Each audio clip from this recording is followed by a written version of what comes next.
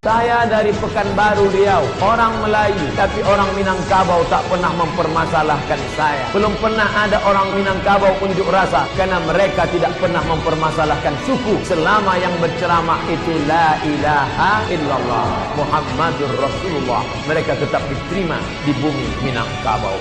Minangkabau adalah Islam.